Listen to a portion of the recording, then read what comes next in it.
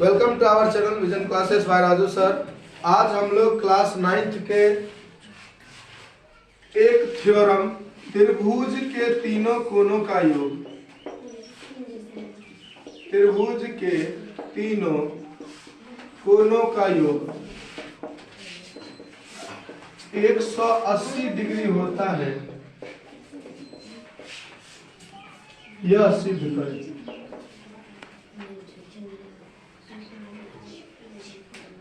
समझ लीजिए बात को। आज हम लोग जो है ना सो त्रिभुज के तीनों कोनों का योग हम लोग बहुत दिनों से पढ़ते आ रहे हैं, बचपन से ही पढ़ते आते हैं। टीचर बताते रहते हैं एक त्रिभुज में 3 भुजाएं होती है, 3 कोण होते हैं, तो उस तीनों कोनों का योग 180 डिग्री होता है। ऐसा टीचर सबों के टीचर बचपन से ही बच्चों को पढ़ाते और सिखाते रहते हैं, क्लास 5 और 6 से। तो आज हम उसी बात को सिद्ध करेंगे।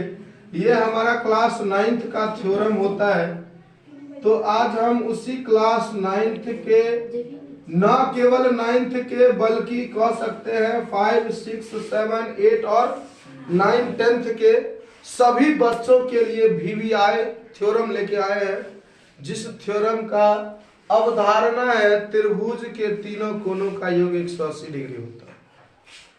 इसको सिद्ध करने के लिए सबसे पहले, चूंकि ये त्रिभुज की बात है, तो मैं एक त्रिभुज का निर्माण कर दिया। उस त्रिभुज में मैंने क्या लिख दिया?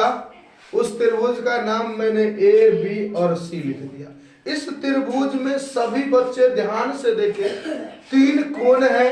वो 3 कोण, एक कोण एंगल A है, दूसरा कोण हमारा एंगल B है और तीसरा कोण हमारा एंगल C है। तो 3 कोण हमें दिखाई पड़ रहे हैं एक त्रिभुज में। ये तीनों कोण आराम से सभी बच्चे देख सकते हैं। आगे बात करूं मैं, तो इस त्रिभुज में 3 भुजाएं भी है, जिसमें पहली भुजा AB, दूसरी भुजा BC और तीसरी भुजा AC। तो हमें सिद्ध क्या करना है? तो सिद्ध करना है ये जो हमारा एंगल A है, ये जो हमारा एंगल B है और ये जो हमारा एंगल C है, इस तीनों एंगल का योग जो होगा, अर्थात जोड़ जो होगा ना, वो 180 डिग्री के बराबर। यही हमें सिद्ध करना है।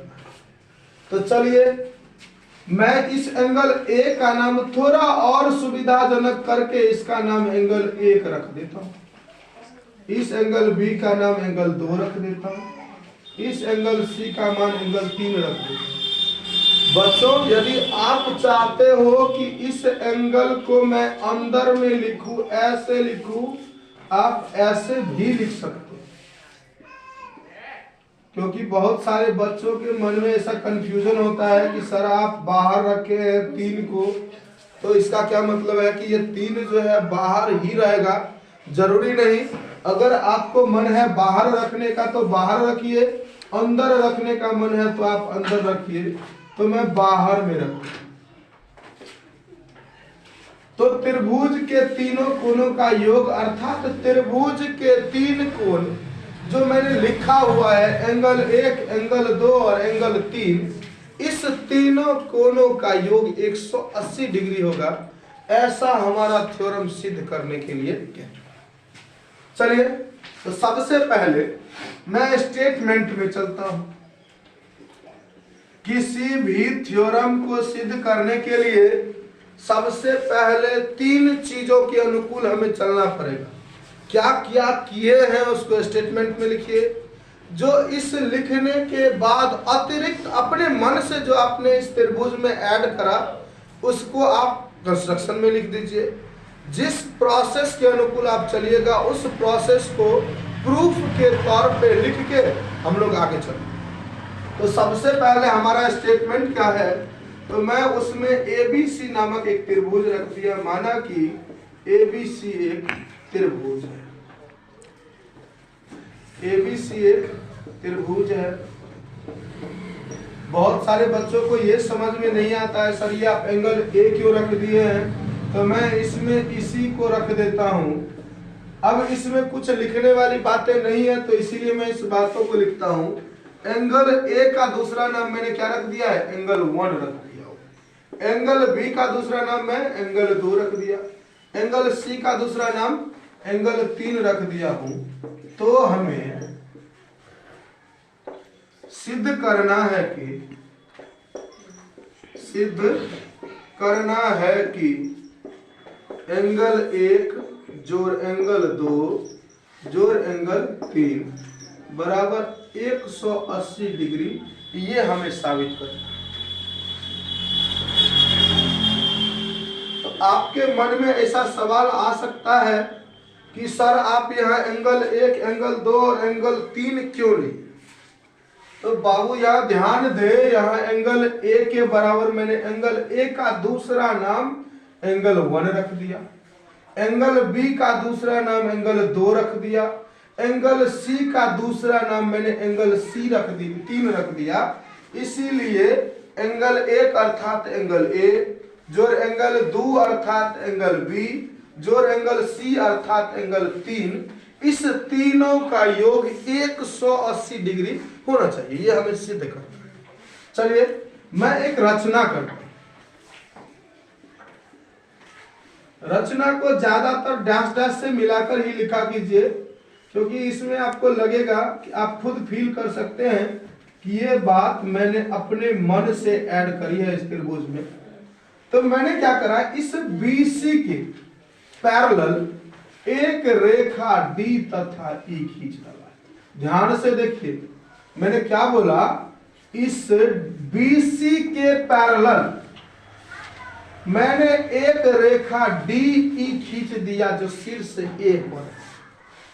ध्यान देखिए, मैंने BC के पैरेलल DE एक रेखा खींच दी जो इस त्रिभुज की एक कोण A, एंगल A जो है उसके शीर्ष पर मैंने इसको डाल दिया। अब आगे बढ़ते हैं। तो मैंने जो रचना किया उसको कंस्ट्रक्शन के अनुकूल आप लिख सकते।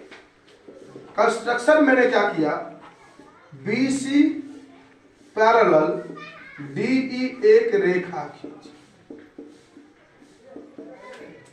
ध्यान से देखो, जो मैं किया उसको कंस्ट्रक्शन में लिख दिया कि DE के पैरेलल मैंने क्या किया, तो एक रेखा खींच दी।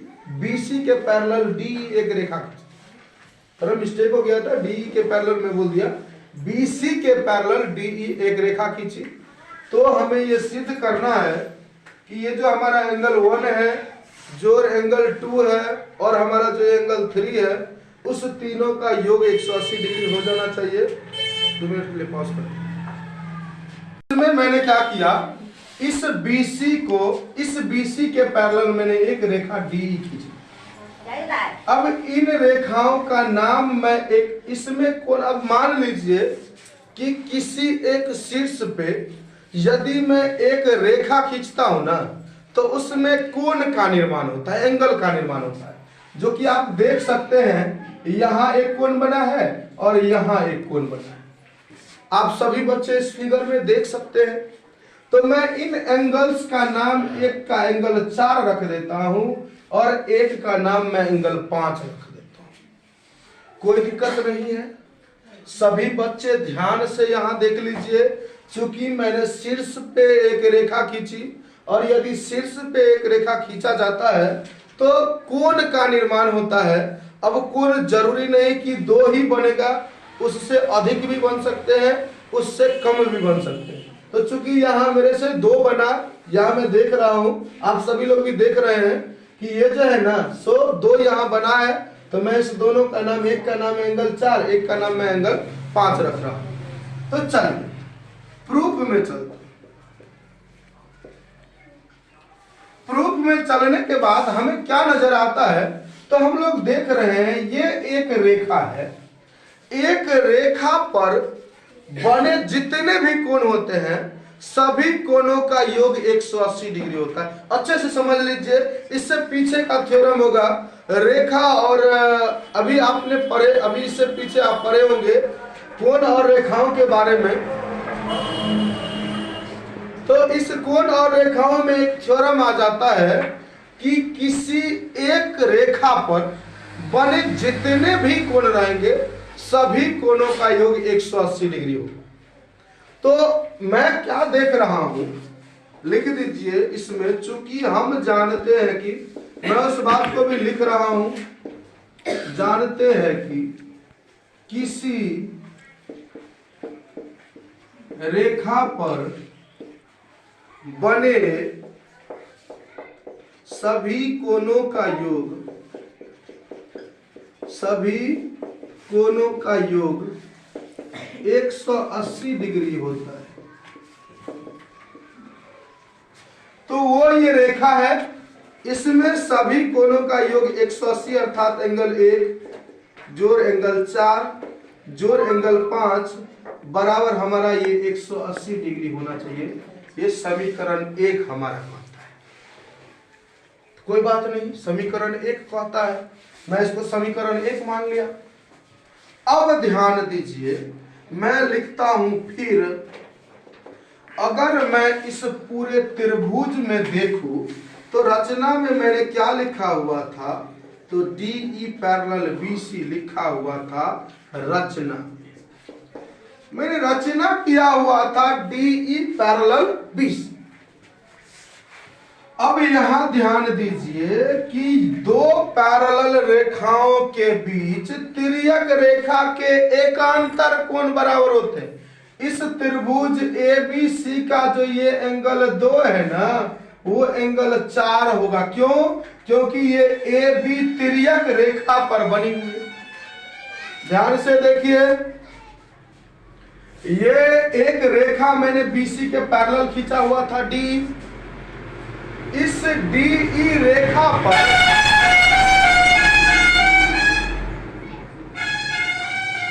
DE रेखा पर मैंने क्या देखा, इस DE रेखा से एक तिर्यक रेखा निकली हुई है जिसको मैं AB के रूप में लिखा। तो मैं क्या देख रहा हूं कि इस तिर्यक रेखा से जो भी कोण एकांतर कोण यदि बनते हैं ना, एक तिर्यक रेखा में जितने भी एकांतर कोण अर्थात एक ही एकांतर कोण होंगे तो ये एकांतर कोण क्या हो जाते हैं, तो बराबर हो जाते हैं। अर्थात एंगल 4 बराबर हमारा एंगल 2। ये कोण कहता है तो तिर्यक रेखा के एकांतर कोण बराबर होते हैं। तो किस से, तो एकांतर कोण से। यहां भी ध्यान दे बाबू, ये भी वही पैरेलल वाली रेखा है और ये हमारी तिर्यक रेखा। तो इस तिर्यक रेखा में भी एंगल 5 एंगल 3 के बराबर। तो एंगल 5 बराबर एंगल 3 क्यों है ये, तो एकांतर कोण है। क्यों है? क्योंकि ये एकांतर कोण है। फिर समीकरण 1 से यदि मैं चलता हूं तो समीकरण 1 हमारा क्या कहता है, एंगल 1 जोड़ एंगल 4 जोड़ एंगल 5 बराबर 180 डिग्री। अर्थात एंगल 1 जोड़ एंगल 4 बराबर एंगल 2, एंगल 5 बराबर एंगल 3। यही हो गया हमारा 180 डिग्री। ये तो मैं यहाँ लिख दिया हुआ था, सिद्ध करना है।